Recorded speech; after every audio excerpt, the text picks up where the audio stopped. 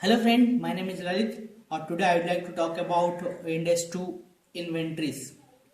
पहले ऑब्जेक्टिव देखते हैं ये इंड एस का ऑब्जेक्टिव क्या है। ये इंड एस का ऑब्जेक्टिव ये है, the objective of the standard is to prescribe the accounting treatment for inventories. First है कि अकाउंटिंग ट्रीटमेंट कैसे करेगा इन्वेंटरीज का। सेकंड है the standard provide guidance determining cost, और गाइडेंस प्रोवाइड किया है कॉस्ट डिटर्मिनेशन के लिए। And its subsequent recognises as an expenses. And कैसे रिकॉग्नाइज, हम एक्सपेंसेस को रिकॉग्नाइज करेंगे, एक्सपेंसेस कैसे पहचानेंगे, इसके बारे में भी वो गाइडेंस किया है। और नेट रियलाइजेबल वैल्यू एस्टिमेट कैसे करेंगे वो भी है। And also provide guidance for cost formula which are used to assign cost to inventory. Cost formula भी गाइडेंस किया है जो हम कॉस्ट ऑफ इन्वेंट्री निकालने में यूज करेंगे। ठीक है, हम देखते थे एक एक चीज क्या है, ऑब्जेक्टिव क्या है, एक एक चीज देखते हैं। ऑब्जेक्टिव फर्स्ट है accounting treatment. Accounting treatment for inventories.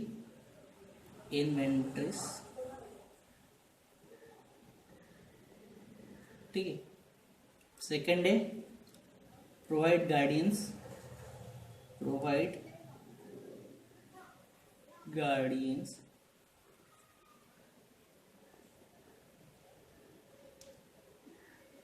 determining cost। Third है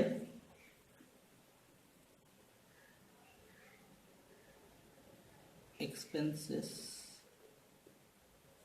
recognitions। expenses recognitions। ठीक है, फोर्थ है estimated net realizable value।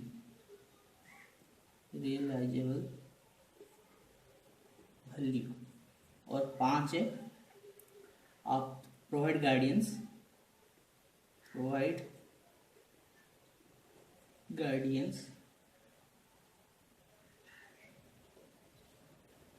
Of cost formulas. ठीक है, एक तो अकाउंटिंग ट्रीटमेंट फॉर इन्वेंट्री क्या है, उसका ऑब्जेक्टिव है ये इंड एस का। और provide guidance for determining cost. और थर्ड एक्सपेंसेस को रिकॉग्निशन कैसे करेंगे, और एस्टिमेटेड नेट रियलाइजेबल वैल्यू कैसे निकालेंगे। और provide guidance of the cost formulas, जो गाइडेंस प्रोवाइड किया है कॉस्ट फार्मूला जो यूज करके हम क्या करेंगे, कॉस्ट ऑफ इन्वेंट्री का कैलकुलेशन करेंगे। ठीक है, देखिए स्कोप भी देख लेते हैं, इसका स्कोप्स क्या है। स्कोप्स इंपॉर्टेंट है। देखिए दिस स्टैंडर्ड्स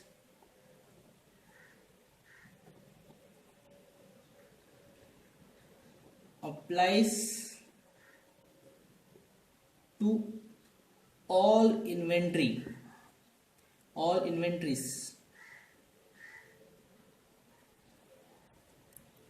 except, ये स्टैंडर्ड अप्लाई सभी इन्वेंट्री में होगा एक्सेप्ट है तीन है एक्चुअली। एक तो है कंस्ट्रक्शन कॉन्ट्रैक्ट है COMS, construction contract including directly related service contract. ये जो कंस्ट्रक्शन कॉन्ट्रैक्ट है इसके लिए ये स्टैंडर्ड अप्लाई नहीं होगा। ठीक है, इसका इन्वेंटरीज मेजर करने के लिए ये स्टैंडर्ड्स अप्लाई नहीं होगा। कंस्ट्रक्शन कॉन्ट्रैक्ट इसके लिए अलग से स्टैंडर्ड है, इंड एस 11 है, वो अप्लाई होगा कंस्ट्रक्शन कॉन्ट्रैक्ट के लिए। ठीक है, दो financial instrument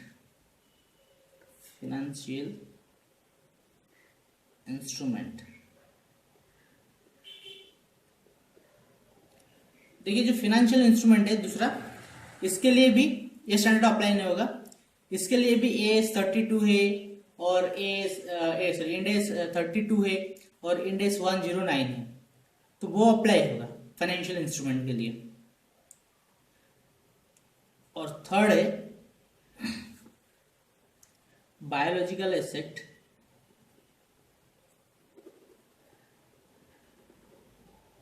biological assets related to agricultural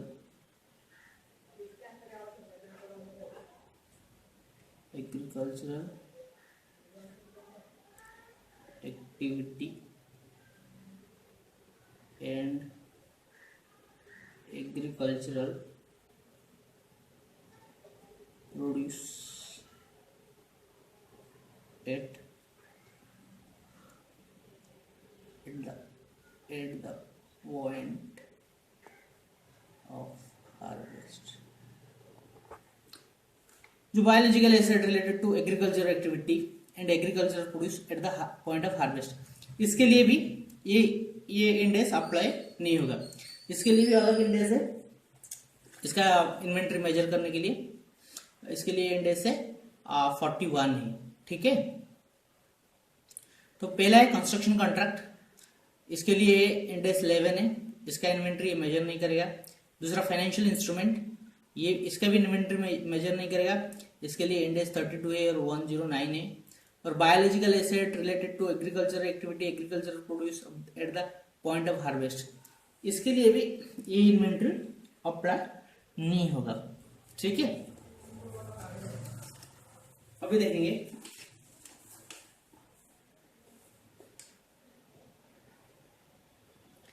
inventories are not asset, inventories are asset, inventories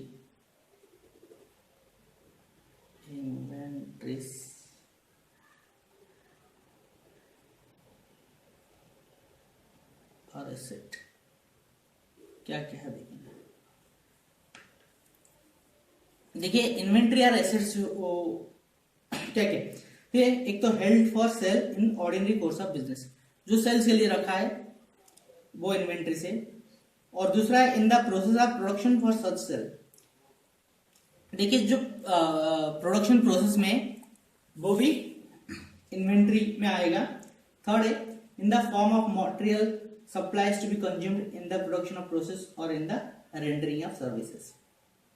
देखिए जो फॉर्म ऑफ मटेरियल से supplies to be consumed in the production process और इन द रेंडरिंग सर्विस, जैसे रॉ मटेरियल हो गया, spheres हो गया, ये सब भी इन्वेंट्रीज में आएगा। स्टोर स्पेयर्स हो गया, ये सारे चीज इन्वेंट्री में आएगा। ठीक है, अभी सबसे बड़ा इंपॉर्टेंट चीज ध्यान रखना, fundamental principle.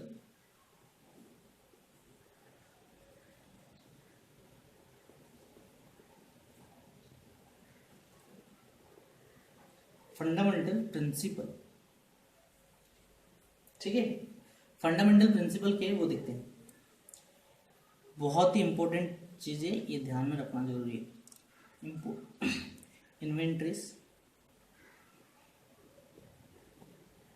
Are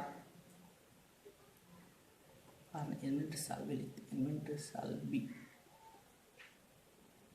major, inventory shall be measure at the lower of cost, at the lower of cost, हाँ, एंड नेट रियलाइजेबल वैल्यू।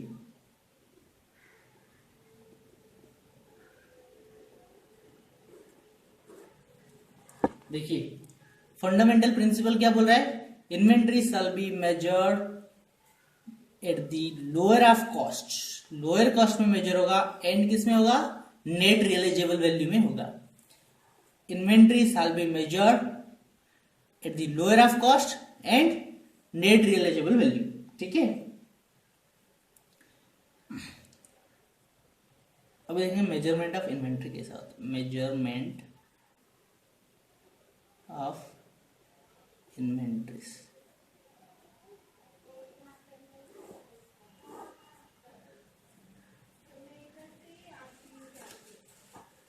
क्या क्या होता है इन्वेंट्रीज में? इन्वेंट्रीज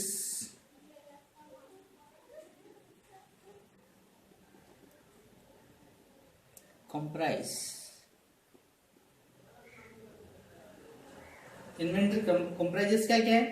एक तो कॉस्ट ऑफ परचेस है, कॉस्ट ऑफ परचेस, ठीक है, एक तो कॉस्ट ऑफ परचेस है, और क्या है? Plus cost of conversion, cost of conversion, और थर्ड है other cost incurred in bringing to their present location and conditions। देखिए इन्वेंट्री में क्या क्या आता है? एक तो कॉस्ट ऑफ परचेस हो गया, प्लस कॉस्ट ऑफ कन्वर्जन है, plus other cost incurred to bringing to their present location and conditions. Cost of purchase, उसके बाद उसको जो कन्वर्जन के लिए जो कॉस्ट खर्चा होगा वो है। तीसरा चीज है जो कॉस्ट इंकर्ड होगा प्रेजेंट लोकेशन में लाने के लिए विद कंडीशंस, ठीक है।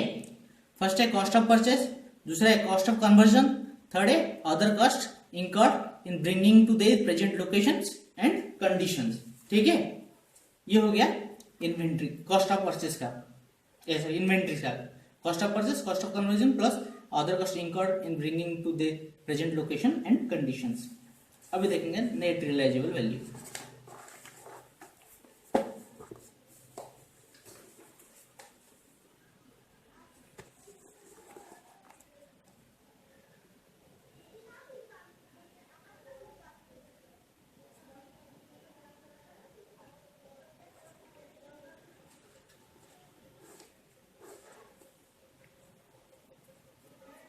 नेट रियलाइजेबल वैल्यू कैसे निकालेंगे?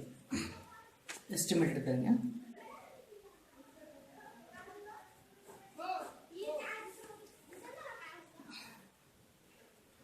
देखिए फर्स्ट तो सेलिंग प्राइस है, सेलिंग प्राइस, उससे लेस करेंगे क्या? जो estimated cost of competition, estimated cost of competitions minus, उसमें और क्या लेस करेंगे? Minus estimated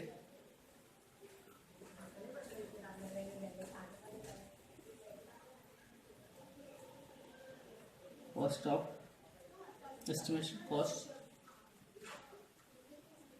necessary to make sales. Net realisable कैसे निकालेंगे? देखो सेलिंग प्राइस जो रहेगा वो माइनस जो एस्टिमेटेड कॉस्ट ऑफ कॉम्पिटिशन, जो प्रोडक्ट को कंप्लीट करने तक जो खर्चा रहेगा, जो प्रोडक्शन मतलब फिनिश गुड बनाने तक जो खर्चा रहेगा वो कॉस्ट आ जाएगा। थर्ड है estimated cost necessary to make sales, ठीक है, सेल्स करने के लिए और बाकी जो खर्चा हुआ जैसे सेल्स डिस्ट्रीब्यूशन कॉस्ट, ये सारी चीज भी उसमें की सेलिंग प्राइस से माइनस होगा। सेलिंग प्राइस से माइनस होगा एक तो एस्टिमेटेड कॉस्ट ऑफ कॉम्पिटिशन और estimated cost of necessary to make sales. Cost of competition minus होगा और कॉस्ट जो है नेसेसरी टू मेक सेल्स वो भी माइनस होगा, तो हमारा नेट रियलाइजेबल वैल्यू आ जाएगा, ठीक है। उसके बाद देखेंगे कॉस्ट ऑफ परचेस में क्या क्या आता है। कॉस्ट ऑफ परचेस में क्या क्या आता है, वेरी इंपॉर्टेंट है। कॉस्ट ऑफ परचेस में क्या क्या आता है? देखिए कॉस्ट ऑफ परचेस में पहले तो जो परचेस प्राइस है वो purchase price plus non recoverable taxes,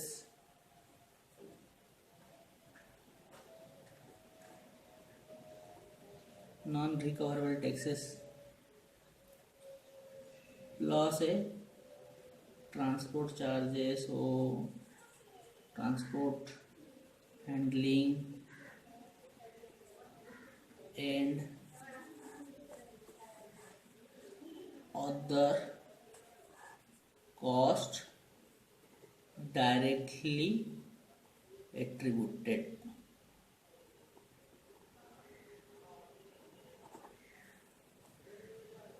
ठीक है, देखिए एक तो purchase price plus non recoverable taxes plus transport handling and other cost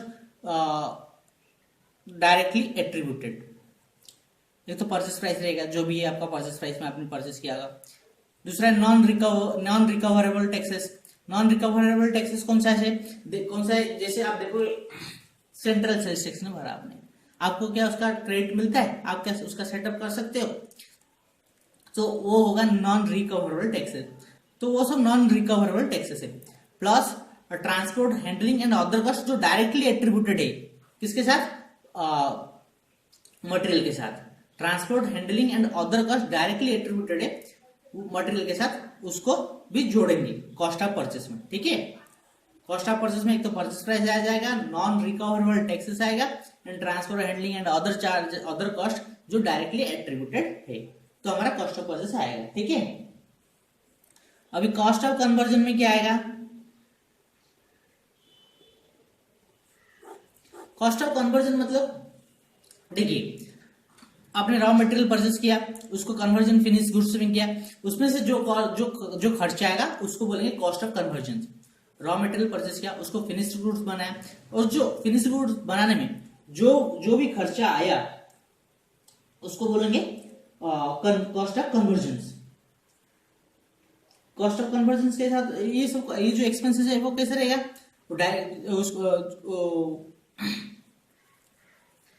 cost of conversion. The cost of conversions inventory include cost directly related to the units of production, such as direct labor। देखिए cost of conversion कौन सा है, देखिए जो cost ना directly related to production से,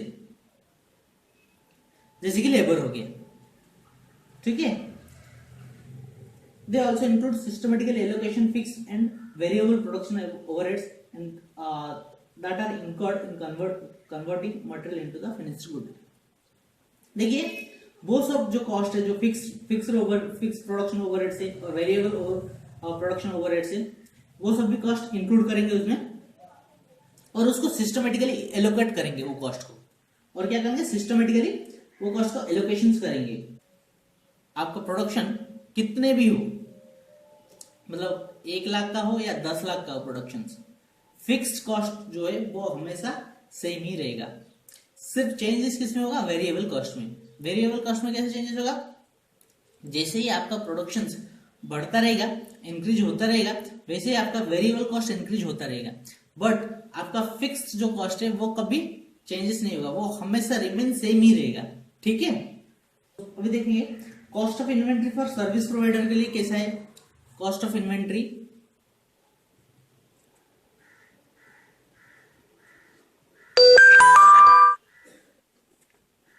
for service provider, देखिए दोस्तों सर्विस इंडस्ट्री रहेगा तो उसका मेन कॉस्ट होता है लेबर कॉस्ट होता है, और अदर कॉस्ट जो पर्सनल कॉस्ट वगैरह होता है जो डायरेक्टली एंगेज होता है सर्विस के साथ। ठीक है, अब मैन्युफैक्चरिंग इंडस्ट्री देखोगे तो उसका मेन है मटेरियल, और बट सर्विस इंडस्ट्री देखोगे तो उसका प्राइमरी कॉस्ट है लेबर कॉस्ट। ठीक है, जैसे कि कॉस्ट सुपरवाइजरी हो गया तो उसका जो डायरेक्टली एट्रीब्यूटेड ओवरहेड से वो सब कॉस्ट।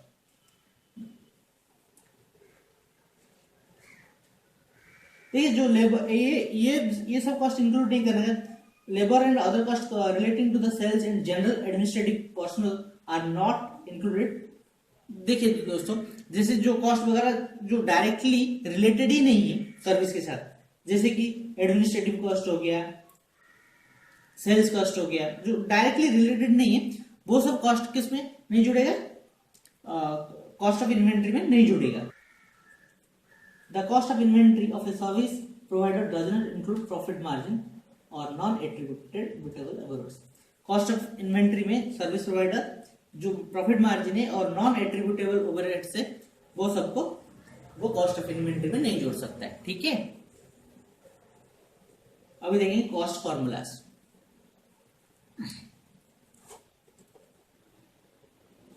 कॉस्ट फॉर्मूलाज,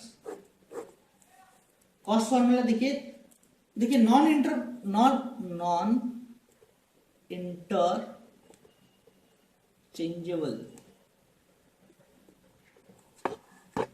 जो आइटम्स है और एक इंटरचेंजेबल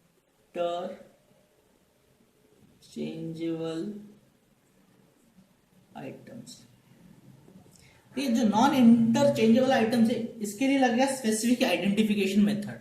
ठीक है, और जैसे नॉर्मल इंडस्ट्रीज वगैरह देखोगे आप, तो वो केस में क्या होता है, फिपो होता है, first in first out method, नहीं तो वेटेड एवरेज मेथड होता है, वेटेड एवरेज मेथड। ठीक है,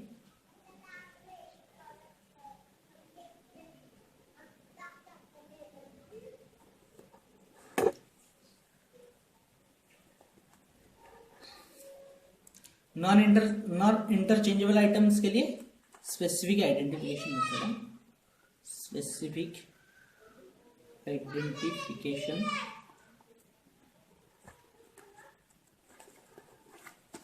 मेथड, और इंटरचेंजेबल आइटम के लिए FIFO and weighted average method, ये यूज होगा। ठीक है, अभी देखेंगे एक्सपेंसेस को कैसे रिकॉग्नाइज हम करेंगे। ठीक है ना, हमारा क्या क्या हो गया अभी, ये सारा चीज होगा ना। अकाउंटिंग ट्रीटमेंट ऑफ इन्वेंट्री कैसा है, provide guidance determining cost, expenses recognition अभी देखेंगे, नेट रियलाइजेबल एस्टिमेटेड भी हो गया, और गाइडेंस कॉस्ट फार्मूला भी हो गया। कॉस्ट फार्मूला क्या क्या दिया है, फिपो दिया है, वेटेड एवरेज मेथड दिया है, और स्पेसिफिक आइडेंटिफिकेशन मेथड हो गया। नेट रियलाइजेबल वैल्यू में क्या करेंगे, sales price minus cost of competition minus cost of competition minus क्या करेंगे, माइनस जो सेल्स करने के लिए जो खर्चा होगा उसको भी माइनस करेंगे। एक्सपेंसेस अभी एक्सपेंस रिकॉग्निशन अभी देखेंगे, provide guidance for determining cost, cost कैसे इन्वेंटरी कॉस्ट कैसे निकालेंगे, इन्वेंटरी कॉस्ट होगा cost of purchase plus cost of conversion plus other cost जो incurred bringing to their present location and conditions, वो सब कॉस्ट डिटरमिनेशन करेगा। ठीक है, और अभी देखेंगे एक्सपेंसेस रिकॉग्नाइजेशन।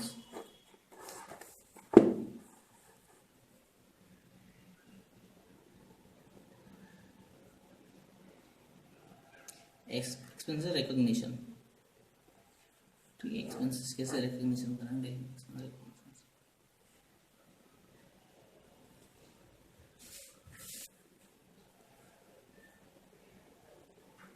देखिए, जब आपका इन्वेंटरी सोल्ड हो गया तो उसके ऊपर जो carrying amount of those inventory shall be recognised as expenses. देखिए, आपने गुड्स परचेज किया, उसको सेल्स किया, वो गुड्स बेचने के लिए जो भी खर्चा हुआ है, inventory sold, the carrying amount of those inventory shall be recognised as expenses. जो भी खर्चा हुआ है फिनिश्ड गुड बेचने तो जो भी खर्चा हुआ है, ये सबको क्या करेंगे हम लोग, एक्सपेंसेस रिकॉग्नाइज करेंगे। अभी डिस्क्लोजर्स के बारे में बोलता हूं आपको। डिस्क्लोजर्स, देखिए, जब हम इन्वेंटरी वेरिएशंस करेंगे, पहले तो इंड एज 2 फॉलो करेंगे, इंक्लूडिंग देयर कॉस्ट फार्मूला भी फॉलो करेंगे। ठीक है, जो total carrying amount of inventory है उसको क्लासिफिकेशन अप्रोप्रिएट करेंगे। ठीक है, अप्रोप्रिएट क्लासिफिकेशन करेंगे, और जो carrying amount of inventories carried at the fair value less to cost to cell.